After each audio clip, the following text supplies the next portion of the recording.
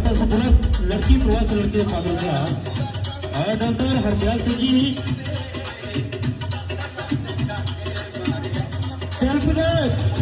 Change कर दे यार।